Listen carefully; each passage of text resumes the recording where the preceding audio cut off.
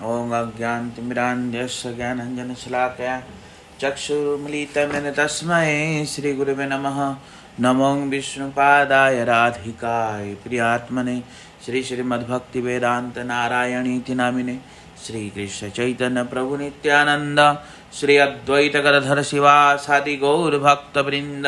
हरे कृष्ण कृष्ण कृष्ण हरे हरे, हरे राम राम राम हरे। मैं सर्वप्रथम अपने गुरुपाद पद्म परमाराध्यतम नित्यलीला प्रविष्टम विष्णुपाद अष्टोत्तर शतशः श्रीमद् भक्ति वेदांत नारायण गोस्वामी महाराज जी के चरण कमल में अनंत अनंत कोटि दंडवत अर्पण करता हूँ, तथा श्री श्री राधा विनोद बिहारी जी के चरणों में मैं अनंत अनंत कोटि दंडवत अर्पण करता हूँ। भगवद गीता तृतीय अध्याय श्लोक संख्या 27। प्रकृते क्रियमाणानि गुणैः कर्माणि सर्वशः अहंकार विमूढात्मा कर्ताहमिति मन्यते। श्री भगवान कह रहे हैं, सभी प्रकार के कर्म प्रकृति के गुणों के द्वारा किए जाते हैं, परंतु अहंकार से मोहित चित्त वाला व्यक्ति ऐसा मान लेता है कि मैं करता हूँ। अहंकार विमूढ़ आत्मा कर्ता अहमिति मन्यते। मन्यते ऐसा अहंकार मन्यते विमूढ़ आत्मा कर्ता अहमिति। जो अहंकार से विमूढ़ होता है वो व्यक्ति ऐसा सोचता है कि मैं करता हूँ, परंतु ऐसा नहीं होता। प्रकृति क्रियमाणानि गुणैः कर्माणि सर्वशः, बल्कि प्रकृति गुण के अनुसार हमारे अंदर प्रकृति जो सतरज तमो गुण है वो प्रवेश करके हमारे हमको वो काम हमको करवाते हैं या हमारे द्वारा किए जाते हैं। तो वास्तविक में किया कौन? प्रकृति ने किया ना। तो इसलिए प्रकृति जैसे स्वाभाविक प्रकृति अपने आप चलती है, हाँ, उसी प्रकार प्रकृति स्वाभाविक रूप से हमारे शरीर में प्रविष्ट होकर के वो काम करवाती है। तो इसलिए कह रहे वास्तविक में प्रकृति करती है। कौन करती है? प्रकृति। पर हम लोग अपना अपना नाम देते हैं, तो इसलिए हम लोग क्या अहंकार विमूढ़ आत्मा है, इसलिए ऐसा करते हैं। इसलिए मैं हमेशा कहता था कि प्रकृति स्वाभाविक करती है। कैसे करती है? प्रकृति स्वाभाविक करती है। तो हमको सोचने की जरूरत नहीं है। हमको अगर सोचना है भगवत आराधना कैसे हो, भगवत आराधना हम कैसे कर पाएं, इस विषय में सोचना चाहिए। हमको खाना पीना रहना सहना इस विषय में हमको सोचने की जरूरत ही नहीं है। मैं हमेशा कहता हूँ ना, जिनके अंदर बुद्धि नहीं वो ठीक ठाक रह लेते हैं, सो लेते हैं, खा लेते हैं, पी लेते हैं, संतान इत्यादि उत्पत्ति कर लेते हैं। और जिनके अंदर बुद्धि है तो वो क्या भूखा मर सकता है? हमेशा कहता हूँ। तो ये है श्लोक का अर्थ कि प्रकृति करने वाली है, प्रकृति स्वयं करती है। देखो, इसलिए एक कुतिया को कौन सिखाता है कि उसके बच्चे को प्रेम करना चाहिए? पर कुतिया स्वाभाविक करती है ना अपने बच्चों को प्रेम, कुत्ते भी करते हैं। इसलिए प्रत्येक पशु अपने बच्चों को प्रेम करते हैं। तो वो कैसे कर रहे हैं, किस प्रकार कर रहे हैं? तो वो प्रकृति के गुण के अनुसार करते हैं। तो इसलिए इस विषय में हमको ज़्यादा सोचना नहीं चाहिए। इसलिए हमको अगर सोचना है तो भगवान का भजन के विषय में सोचना चाहिए। भगवद गीता में इस श्लोक से स्पष्ट किया कि प्रकृति क्रियमाणानि, प्रकृति ही करते हैं, गुणैः कर्माणि सर्वशः, प्रकृति के गुण के द्वारा सब लोग कर्म में अवश्य होते, मतलब कर्म करने के लिए प्रवृत्त होते हैं। अन्यथा लोग कर्म ही नहीं कर पाएगा प्रकृति के गुण ना हो तो। हाँ, इसलिए यहाँ पे कह रहे हैं हे महाबाहो अर्जुन, जो इस तथ्य से परिचित है कि मैं आत्मा गुण और कर्म से पृथक है, वे तत्वविद पुरुष कर्तापन का अभिमान नहीं करते हैं, क्योंकि आत्मा प्रकृति के गुण और कर्म से परे हैं। क्योंकि वे ऐसा मानते हैं कि इंद्रियां तो अपने अपने विषयों में रत है, किंतु मैं उनसे पृथक हूँ। वास्तविक में आत्मा तो इन सब से पृथक है, शरीर से पृथक है, इंद्रियों से भी आत्मा पृथक है। तो इंद्रियां अपने अपने कर्मों में रत है, पर आत्मा रत नहीं है। तो जो व्यक्ति ऐसा मान लेता है कि मैं आत्मा हूँ, मैं ये शरीर नहीं, मैं इंद्रियां नहीं, तो वो फल का भोगी नहीं होता। तो इसलिए कह रहे प्रकृतेर गुण सममूढ़ः संजन्ते गुण कर्मसु तान कृत्स्न विदो मंदान कृत्स्न भिन्न विचालयेत। क्या कह रहे हैं? प्राकृत गुणों में आविष्ट पुरुष विषयों में आसक्त होते हैं।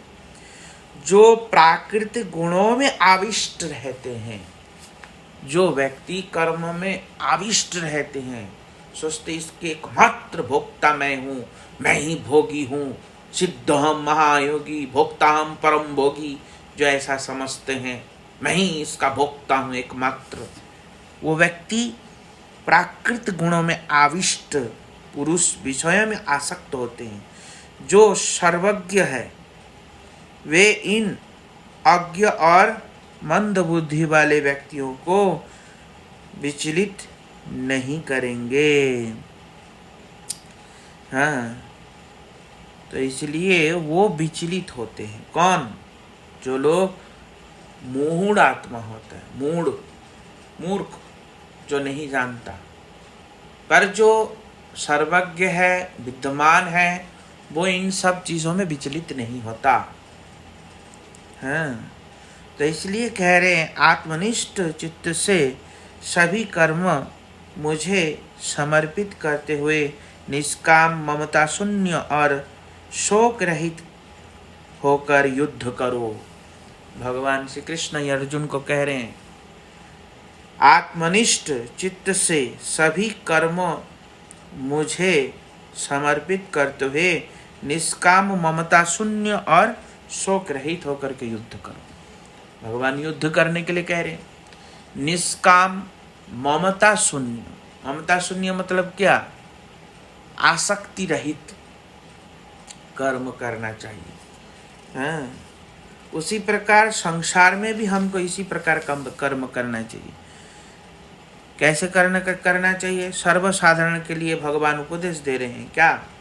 कि कर्तापन का अहंकार और फल की कामना से रहित होकर विहित कर्मों का आचरण करना चाहिए। यहाँ कर्म का तात्पर्य है लौकिक और वैदिक सभी प्रकार के कर्मों से हैं। सर्वसह सभी प्रकार के कर्म से हैं। सर्वसह का मतलब क्या है? सभी प्रकार, बहुवचन है। तो इसलिए सभी प्रकार के कर्मों के लिए, सभी विषयों में, अर्थात देह, गेह, पुत्र, भार्या, भात्रा आदि के विषय में ममता शून्य होकर कर्म का आचरण करना चाहिए। यहाँ युद्ध करो का अभिप्राय है विहित कर्मों को करना चाहिए। विहित कर्म, संसार में कर्म करो, पर कर्म कैसे करना चाहिए? ममता शून्य होकर के, आसक्ति शून्य होकर के कर्म करना चाहिए। पर हमारा तो आसक्ति बहुत होता है, पति, पुत्र, परिवार के प्रति बहुत आसक्ति होता है। हाँ, पत्नी, बच्चे के प्रति बहुत आसक्त होते हैं हम, पर आसक्ति नहीं होना चाहिए। आसक्ति कर्म का बंधन का कारण है। वो पुनरति जननम पुनरति मरणम जठति जननी जठति। आसक्ति नहीं होना चाहिए। आसक्ति रहित कर्मों के आचरण करना चाहिए। कर्म करो पर आसक्ति नहीं होना चाहिए। तो यहाँ पे कह रहे हैं युद्ध भी तुम करोगे तो आसक्ति पूर्वक नहीं। युद्ध करूँगा तो मेरे प्रतिष्ठा की बढ़ोतरी होगी, युद्ध करूँगा तो मुझे लोग जानेंगे, युद्ध करूँगा तो मैं ऐसा हो जाऊँगा, युद्ध करूँगा तो मैं ऐसा भावना नहीं। आसक्ति रहित भगवान की प्रसन्नता के लिए ऐसा करना चाहिए। हाँ, किस लिए कर रहा हूँ? भक्ति विनोद ठाकुर ने कहा कृष्णेर संसारे था कि छाड़ो अनाचार। कृष्ण के संसार में रहो, अनाचार को छोड़ो। कृष्ण संसार कैसा? ये मेरे कृष्ण के दासी है, ये दास है, ये कृष्ण के दास है। मैं इनकी सेवा कर रहा हूँ क्योंकि ये लोग कृष्ण के दास दासी हैं। माता कुंती कहती हैं मैं अपने बच्चों की क्यों सेवा करती हूँ? क्योंकि मेरे बच्चे भगवान के भक्त हैं।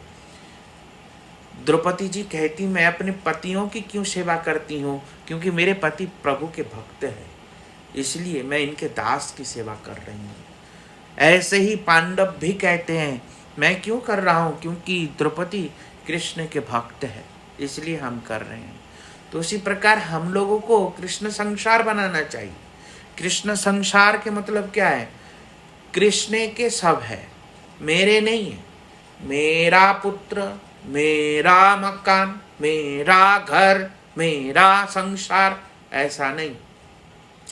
मैं कृष्ण का दास हूँ, ये घर कृष्ण का है, मैं उसका रखवाला हूँ, दास हूँ।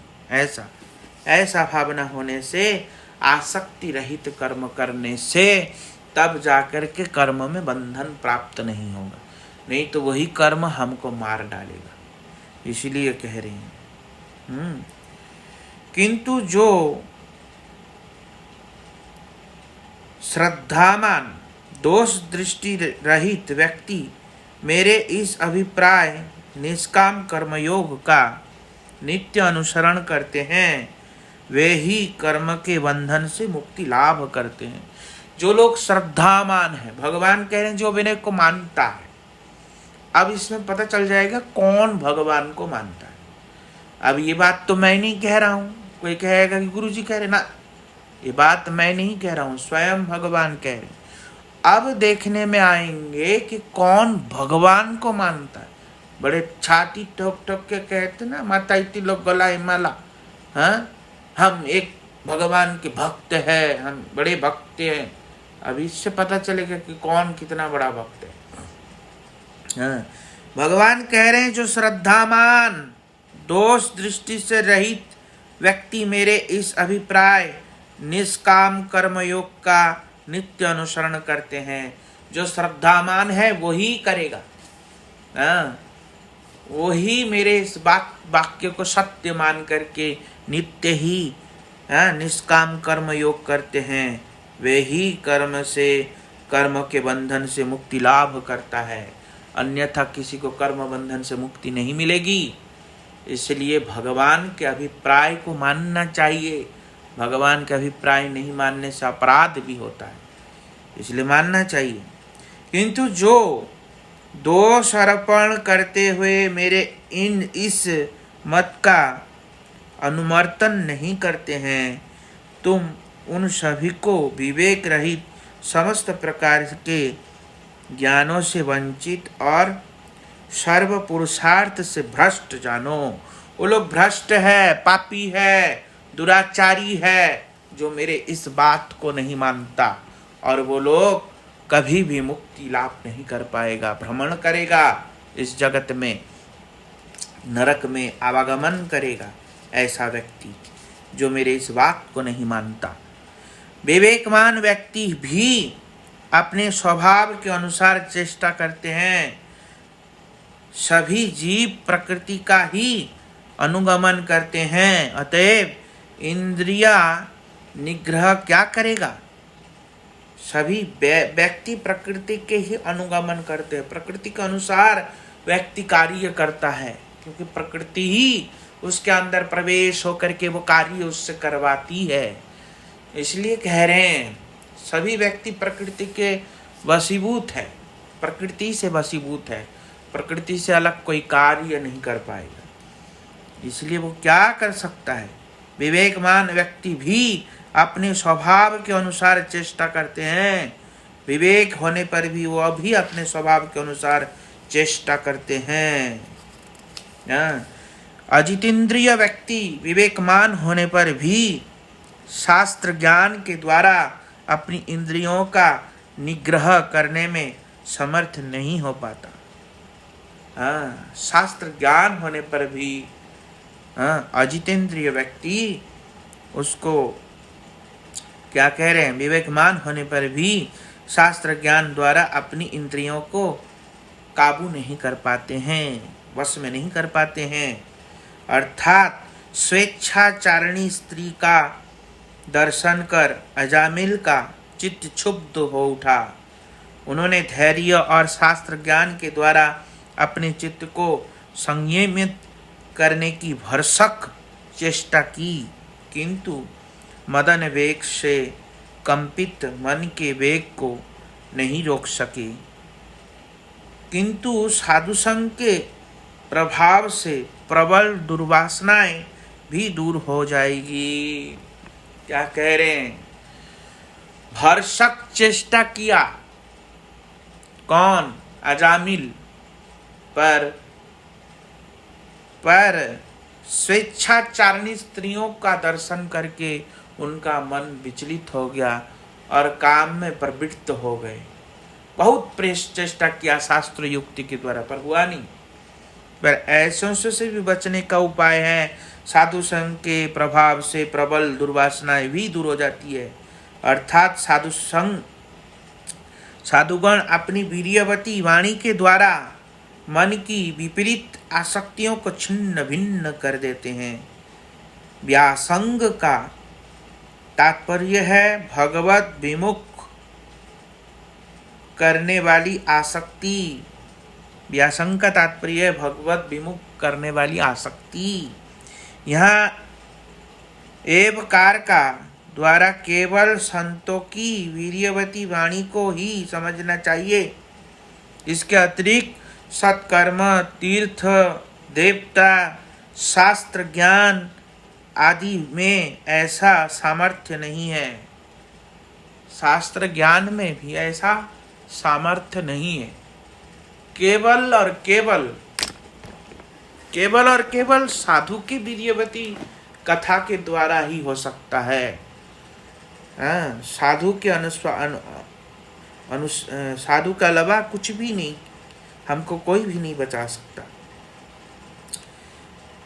अर्जुन, मत समझो कि अनात्म और आत्म विचार पूर्वक प्राकृतिक गुण कर्मों को सहसा ही त्याग कर संन्यास धर्म का आश्रय लेने से विद्वान पुरुष का मंगल होगा।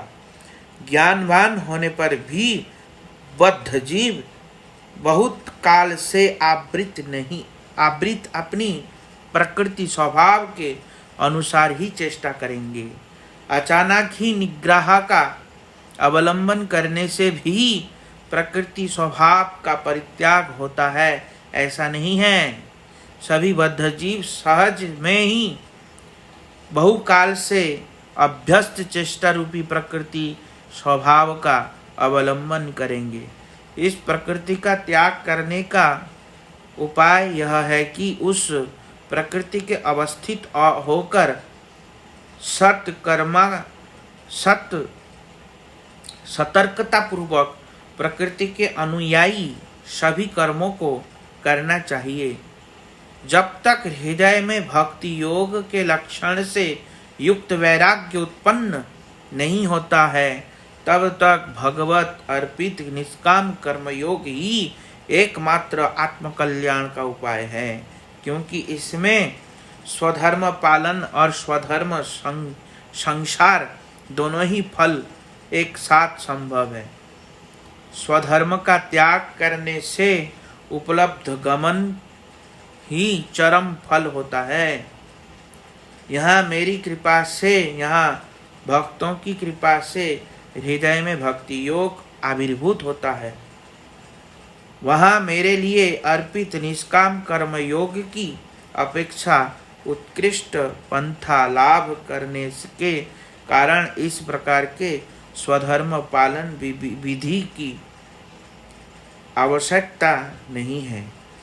इसके अतिरिक्त सर्वत्र ही मेरे लिए अर्पित निष्काम कर्मयोग ही श्रेय है। निष्काम कर्मयोग करना पड़ेगा। संसार छोड़ के साधु बन जाने से भी काम नहीं चलेगा, क्योंकि प्रकृति हमारे अंदर है। तो प्रकृति के अनुसार हम जैसे पूर्व जन्म में जो कार्य करके आए हैं वो हमारे अंदर प्रविष्ट है और वो हम करने के लिए बाध्य है। हम करने के लिए बाध्य है, हमको कोई रोक नहीं सकता। एकमात्र रोक अगर रुक सकते हैं तो कैसे रुक सकते हैं? बोलते एकमात्र रुकने का उपाय है साधु संग, भगवान की कथा, वीर्यवती कथा, ऐसे साधु संगों के मुंह से श्रवण करना पड़ेगा।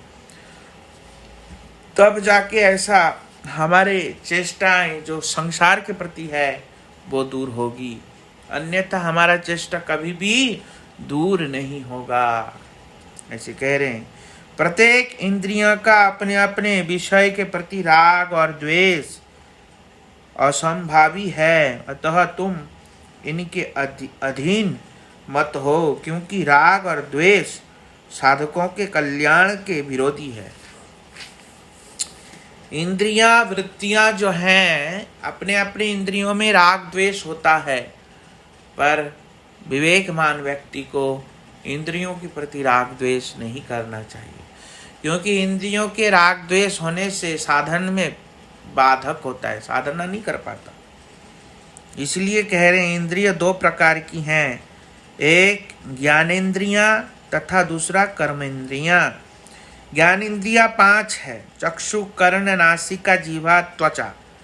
ये पांचों क्रमशः रूप, रस, गंध, रूप, रस, गंध, शब्द, स्पर्श विषयों का आस्वादन ग्रहण करती हैं। कर्मेंद्रियां 5 है, बाक, हस्त, पाद, पायु, मलद्वार, पायु मतलब मलद्वार, और उपस्थ मूत्र द्वार। इनके द्वारा बोलना, ग्रहण करना, गमन करना, त्याग और वर्जन, प्रवजन मतलब ग्रहण करना, ये 5 कार्य होते हैं।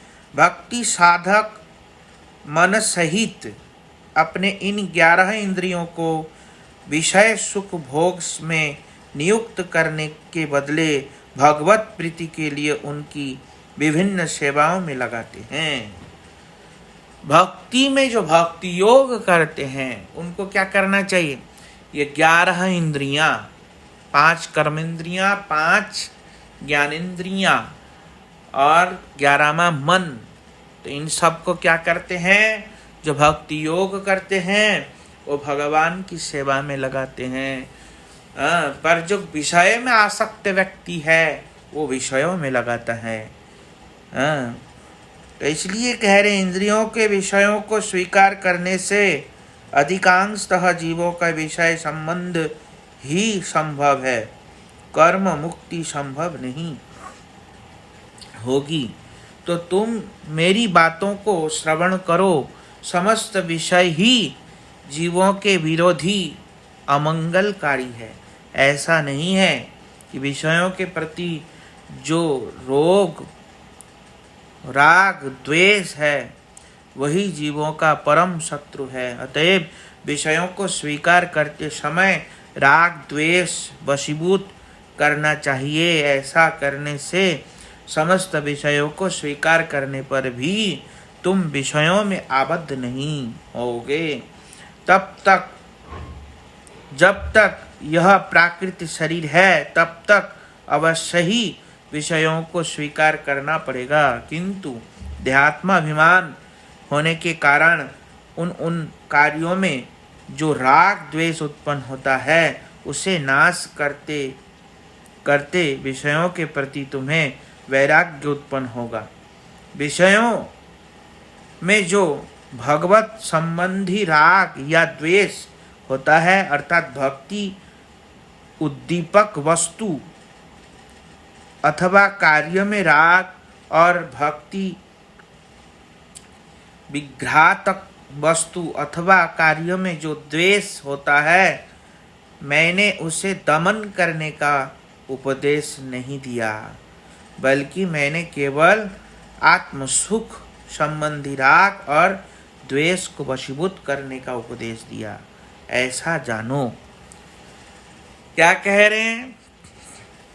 जो संसार के प्रति हमारा राग और द्वेष है, संसार के प्रति राग मतलब प्रीति, द्वेष मतलब से उपेक्षा करना, ये तो हमारा संसार के प्रति प्रेम। तो जो संसार के प्रति हमारा प्रेम है, वो प्रेम भगवान के प्रति करना चाहिए। तो वो प्रेम भगवान के प्रति करने से अच्छा होगा, और संसार के प्रति करने से अमंगल होगा, मंगल नहीं होगा। इसलिए विषयों के प्रति राग द्वेष नहीं होना चाहिए। भगवद अर्पित कर्म करते हुए भगवान को अर्पण करके, भगवान को अर्पण करके कर्म अनासक्ति पूर्वक करना चाहिए। इसलिए भली भांति अनुष्ठित पर धर्म की अपेक्षा किंचित दोष युक्त स्वधर्म श्रेष्ठ है। भगवान कह रहे हैं, क्या कह रहे हैं? श्रेयान स्वधर्मो विगुणः परधर्मात् अनुष्ठितात्, परधर्मात् अनुष्ठितात्। स्वधर्मे निधनम श्रेयः परधर्मो भयावह। स्वधर्म में मर जाना भला है, पर दूसरे का धर्म नहीं अपनाना चाहिए, ऐसा कह रहे हैं। तो क्या कह रहे हैं? अपने धर्म में भले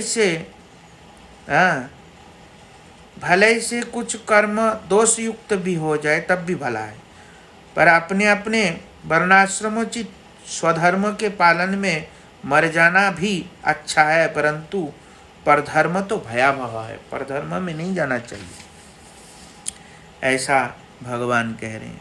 सतगुण में प्रतिष्ठित ब्राह्मणों के लिए अहिंसा आदि तथा रजगुण उत्पन्न क्षत्रियों युद्ध आदि करना ही स्वधर्म है। अतः क्षत्रियों के लिए युद्ध इत्यादि में प्रवृत्ति ही स्वधर्म है। संग्राम में निधन होने पर भी यह स्वर्ग को प्राप्त करने वाला होने के कारण श्रेष्ठ है। स्वधर्म का पालन करते करते उच्च धर्म की प्राप्ति से भले ही यदि मृत्यु भी हो जाती है, तब भी वह मंगलजनक है, क्योंकि परधर्म किसी अवस्था में निर्भय नहीं होता। किंतु निर्गुण भक्ति के लिए उपरोक्त विचार उपयुक्त नहीं होता। परंतु यहाँ निर्गुण भक्ति, यहाँ क्या कहा? कर्म के लिए कहा ना। कर्म में बंधन होता है कुछ, पर भक्ति में कोई बंधन नहीं, क्योंकि भक्ति स्वतंत्र है। निर्गुण भक्ति होने पर बिना किसी संदेह के स्वधर्म का त्याग किया जा सकता है। अगर जहाँ निर्गुण भक्ति की बात आएगी, वहाँ बिना संशय के स्वधर्म का परित्याग किया जा सकता है, क्योंकि उस समय नित्य धर्म अर्थात स्वरूप धर्म ही स्वधर्म के रूप में प्रकाशित होता है। उस स्थिति में देह और मन का औपाधिक स्वधर्म परधर्म हो जाता है। देह और मन का औपाधिक स्वधर्म परधर्म हो जाता है। जैसे देह में स्वधर्म क्या है? हम क्षत्रिय हैं, वैश्य, हम शूद्र हैं, हम ये हैं, हम वो हैं, ये हो जाता है, ये देह का धर्म। पर आत्मा का धर्म में जब हम प्रतिष्ठित हो जाते हैं, तब आत्मधर्म तो एक ही है, आत्मा और परमात्मा। परमात्मा भगवान, आत्मा उनका दास, परमात्मा का दास है आत्मा। तो जीवेर स्वरूपाय नित्य कृष्ण दास, कृष्णे तटस्थ शक्ति भेदाभेद प्रकाश। कृष्ण के प्रकाश शक्ति है जीव, और जीव है भगवान की नित्य दास है। तो ये भावना रहेगा, उस समय वो एक है। आत्मा के धर्म से स्वधर्म उसका क्या है? भगवान ही ईश्वर है और जीव उसका दास है। ये आत्मा का धर्म है, यही उसका स्वधर्म है। और उसका परधर्म क्या है? परधर्म है कि संसार में अलग अलग देही जो मानते हैं ये मेरे संसार है, ये मेरे बच्चे हैं, मेरे, ये हो गया उसका परधर्म। तो इसलिए यहाँ निर्गुण भक्ति जहाँ पे होगी वहाँ ये बात लागू नहीं होगा। इसलिए कह रहे हैं तावत कर्माणि कुर्वीत न निर्विद्येत यावता तत्कथा श्रवणादौ वा श्रद्धा यावन्न जायते। अर्थात जिन्होंने समस्त प्रकार के कर्मों का त्याग कर एकमात्र शरण कृष्ण का आश्रय ग्रहण किया है, वे देव, ऋषि, भूत, आप्त और पितरों के ऋणी नहीं रहते हैं। जब तक कर्म फल भोग से विरक्त उत्पन्न न हो अथवा भक्ति राग में मेरी लीला कथाओं के प्रति श्रद्धा न हो, तभी तक कर्म का अनुष्ठान कर्तव्य है। त्यागी या भगवत भक्तों को कर्मानुष्ठान का प्रयोजन नहीं। इसलिए त्यागी और भगवत भक्तों को कर्मानुष्ठान का करने का कोई जरूरत नहीं है। कर्मानुष्ठान कौन करेगा? जिनका विषयों के प्रति राग, विषयों के प्रति द्वेष, राग द्वेष समाप्त नहीं हुआ, वही लोग कर्मानुष्ठान करेंगे। परंतु जो लोग सब कुछ कर्म को छोड़ के भगवान की शरण में आ चुके हैं, उनके लिए कोई कर्म करने की जरूरत नहीं है। इसलिए यहाँ पे कह रहे हैं, अर्जुन ने कहा, हे कृष्ण, फिर यह पुरुष किसके द्वारा प्रेरित होकर न चाहते हुए भी बलपूर्वक नियोजित होने के कारण समान पाप का आचरण करता है? अर्जुन ने इस श्लोक में भगवान को संबोधित किया है। अर्जुन ऐसा कहने का गूढ़ तात्पर्य है कि मेरी नाना नानी कुल वृष्णि वंश में आप अवतीर्ण हुए हैं। सूरसेन वृष्णि वंश के थे, उनके पुत्र वसुदेव थे और कन्या पृथा अर्जुन की माता थीं।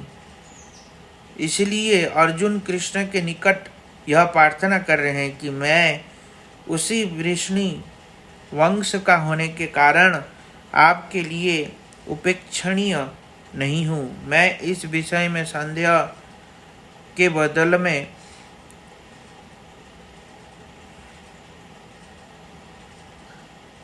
अभी आपने कहा है कि यह आत्मा या जीव जड़ गुण और जड़ संबंध से सर्वथा पृथक है।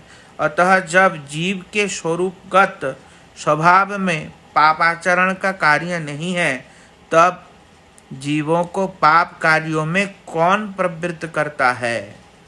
अब अभी कहा कि स्वरूपतः जीव इस धर्म से पृथक, मतलब शरीर धर्म से पृथक है। तो जीव अगर शरीर पाप करता है तो जीव को दोष क्यों लगेगा, या जीव को क्या फर्क पड़ता है उससे? ना चाह तो ये भी फिर उससे पाप कार्य क्यों होता है?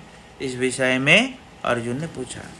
तो कह रहे हैं, भगवान ने कहा, काम एषो क्रोध एषो रजोगुण समुद्भवः महासनो महासंपा मा विद्येनमिह वैरिणम। क्या कह रहे हैं? भगवान ने कहा, यह काम ही क्रोध से परिणत होता है एवं रजोगुण से उत्पन्न सर्वभक्षी और अतिशय उग्र इस काम को ही जीव का प्रधान शत्रु जानो। जीव का प्रधान शत्रु मतलब आत्मा के प्रधान शत्रु कौन है? काम। काम वासना ही आत्मा के प्रधान शत्रु है।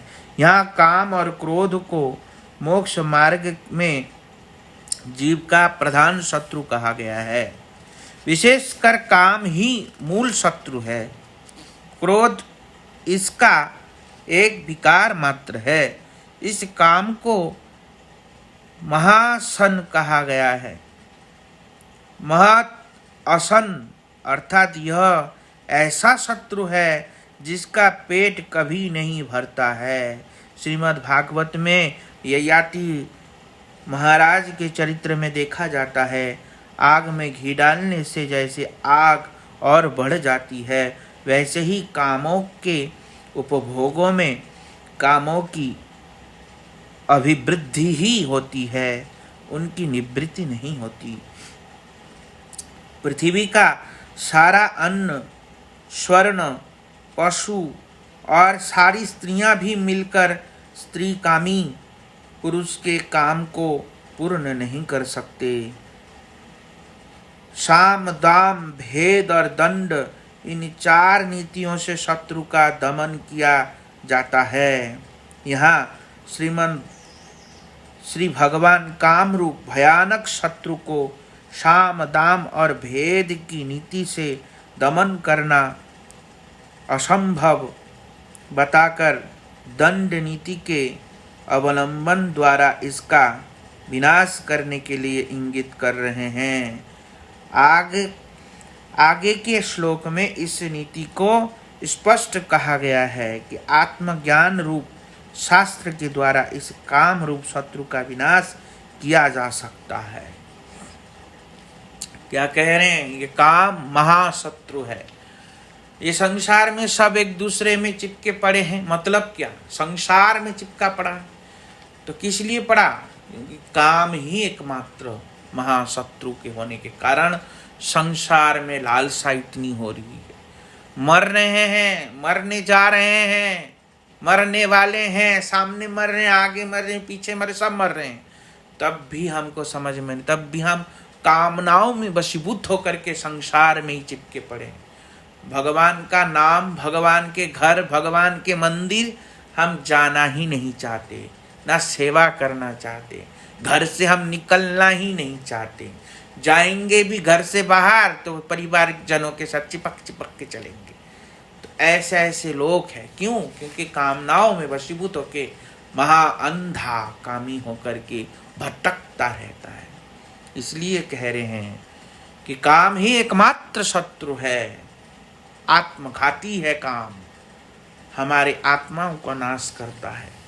पर इस काम से छुटकारा मिले कैसे? जिस प्रकार आग धुएं से, दर्पण धूल से और गर्भ जरायु से आवृत रहता है, उसी प्रकार यह ज्ञान काम से आवृत रहता है। ज्ञान कैसे आवृत रहता है? काम से। बहिर्मुख जीवों का ज्ञान मृदु, मंद्य, मध्य और तीव्र, इन 3 प्रकार के कर्मों के द्वारा आवृत है। इनमें से मृदु काम के द्वारा आवृत ज्ञान आत्म तत्व के उपदेशों को कुछ कुछ ग्रहण कर सकता है।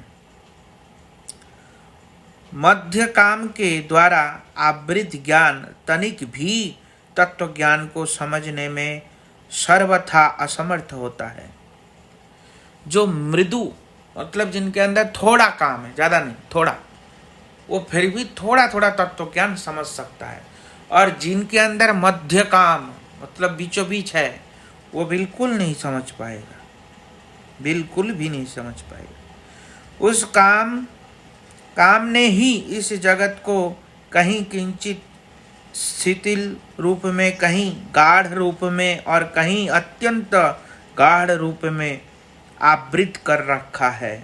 मैं उदाहरण देकर समझा रहा हूँ, तुम श्रवण करो।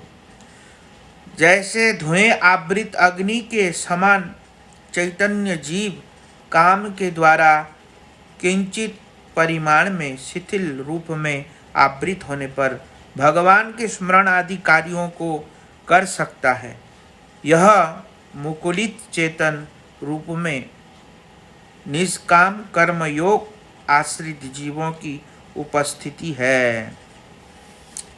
धूल से आच्छन्न दर्पण की भांति चैतन्य जीव काम के द्वारा गाढ़ रूप में आवृत होकर मनुष्यों के रूप में अवस्थित होने पर भी परमेश्वर को स्मरण नहीं कर पाता है।